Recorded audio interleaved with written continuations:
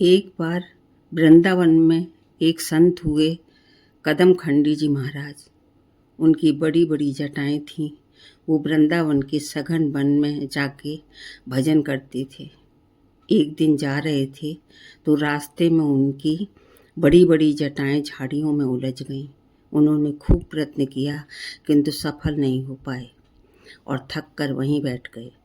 बैठे बैठे गुनगुनाने लगे, हे मुरलीधर छलिया मोहन, हम भी तुमको दिल दे बैठे, गम पहले से ही कम तो न थे, एक और मुसीबत ले बैठे।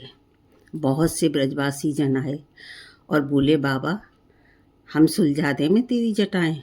तो बाबा ने सबको डांट के भगा दिया और कहा, जिसने उलझाई हैं वही आएगा अब तो सुलझाने।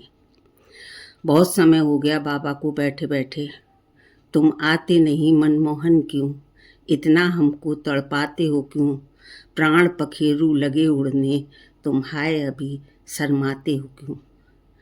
तभी सामने से 15-16 वर्ष का सुंदर किशोर हाथ में लकुटी लिए हुआ आता दिखाई दिया, जिसकी मतवाली चाल देखकर करोड़ों काम लजा जाएं। मुखमंडल करोड़ों सूर्यों के जितना चमक रहा था और चेहरे पर प्रेमियों के हृदय को चीर देने वाली मुस्कान थी।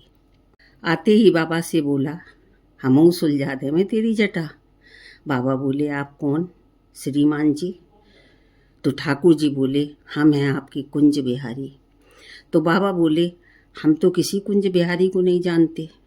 तो भगवान फिर आए और थोड़ी देर में और बोले, बाबा अब सुलझा दें।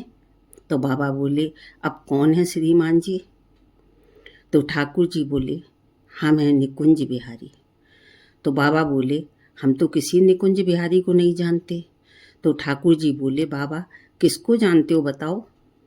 तो बाबा बोले, तुम तो निवृत्त निकुंज बिहारी को जानते हैं।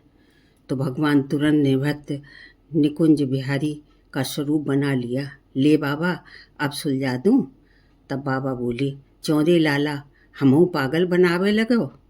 निवृत्त निकुंज बिहारी तो बिना श्री राधा जू के एक पल भी ना रह पावे, और एक तू है अकेलो सूटा सो खड़ो है। तभी पीछे से मधुर रसीली आवाज आई, बाबा हम यहीं हैं। ये थी हमारी श्री जी। और श्री जी बोली, अब सुलझा दें मैं बाबा आपकी जटा। तो बाबा मस्ती में आके बोले, लाडली जो आपका दर्शन पा लिया, अब ये जीवन ही सुलझ गया, जटा की क्या बात है। राधे राधे, जय श्री राधे।